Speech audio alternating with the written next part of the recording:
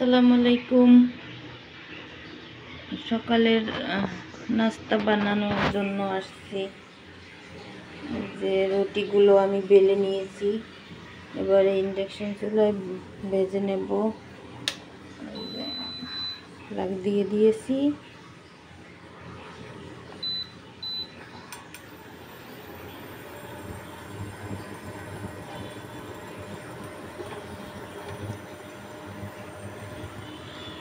যে আমি চা বানাইছি, এখন এর ভিতরে সেকে দুধ মিশাবো।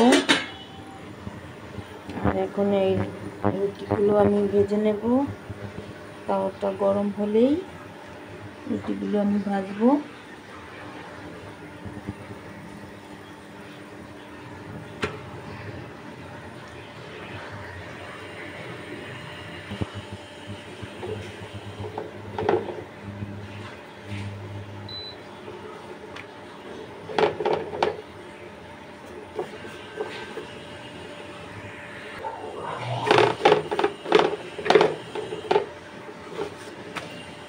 আসলে ইন্ডাকশন চুলায় ভাজাভুজি জিনিসটা ভালো হয় না।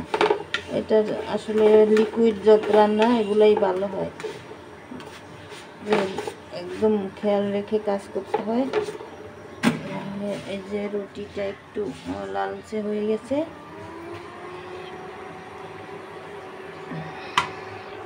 আমি আরেকটা রুটি দিয়ে দিয়েছি, এটাও ভেজে নেব। আসলে ইন্ডাকশন চুলায় সবসময় লিকুইড জিনিসটাই রান্না ভালো হয়, ভাজাভুজি তেমন একটা ভালো হয় না। হয় চলে, কিন্তু অতটাই ভালো না। যে দেখুন রুটিটাও তেমন ভালো হচ্ছে না। আমি যে এই যে গ্যাসের চুলায় রুটি ভাজি, সেটা অনেক সুন্দর হয়। এই যে ফুলছে, কিন্তু একটু পোড়া পোড়া হবেই।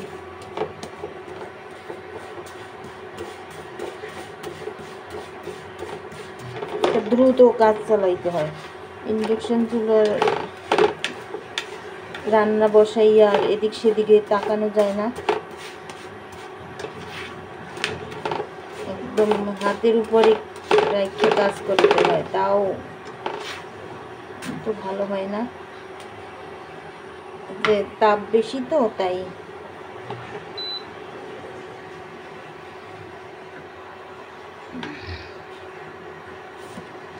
এই যে আমি 2টা রুটি ভেজে নিয়েছি।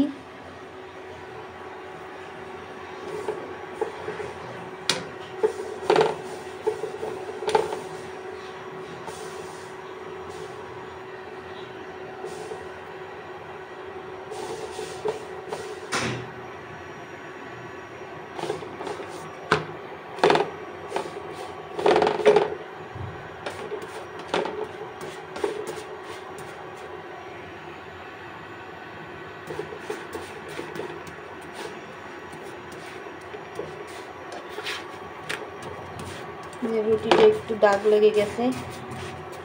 আমার রুটি কখনো দাগ লাগে না। আমি গ্যাসের চুলায় রুটি বানাই একদম রুমালের মতো। এই যে এবার শেষটাও ভেজে নিচ্ছি। রুটি ভাজা শেষ। 4টা রুটি বানিয়েছি।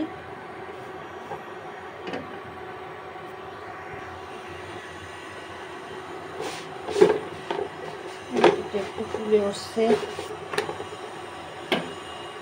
আমি এবার চুলাটা বন্ধ করে দিচ্ছি। তাওয়াটা যে গরম আছে তাতেই ওই পাশ ভাজা হয়ে যাবে। মোটা তাওয়া তো, হিট বেশি। আজকে আমার গ্যাস শেষ হয়ে গেছে, তাই আমি আজকে ইন্ডাকশন চুলায় রুটি ভাজতেছি।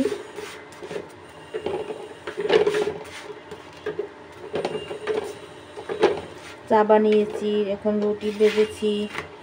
এখন ওই ডিমটা আমি কুচ করব। এই যে 4টা রুটি।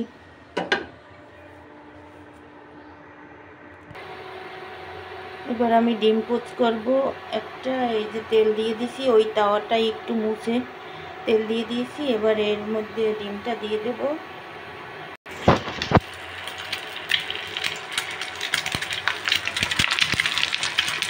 এই যে ডিমটা দিয়ে দিয়েছি, চুলাটা আমি বন্ধ করে দিয়েছি, যে তাপ ওতেই হয়ে যাবে। উপর থেকে লবণ দিয়ে দিলাম।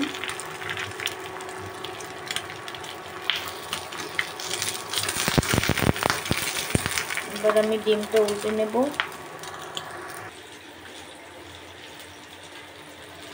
এই যে দেখুন ডিমটা উল্টে দিয়েছি, কিন্তু লাল হয়ে গেছে। ইন্ডাকশন চুলায় আসলে এই ডিম পোস্টটাও ভালো হয় না, কিন্তু এক হাত দিয়ে মোবাইল ধরে আর এক হাত দিয়ে কাজ করে আসলে একটু ভালো কম হয়। যে ডিমটা এবার উঠিয়ে নিচ্ছি আমি এই পেলাতে।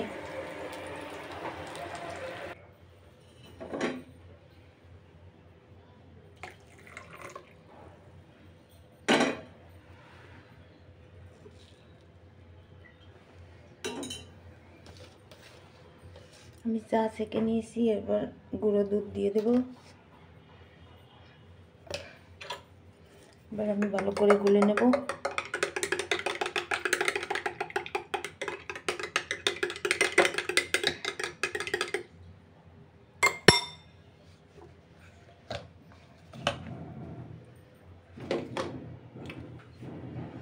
রুটিগুলো আমি এখানে নিয়েছি, আর এই যে ভাজি, ডিম পোচ, চা, এই তো সকালবেলার নাস্তা।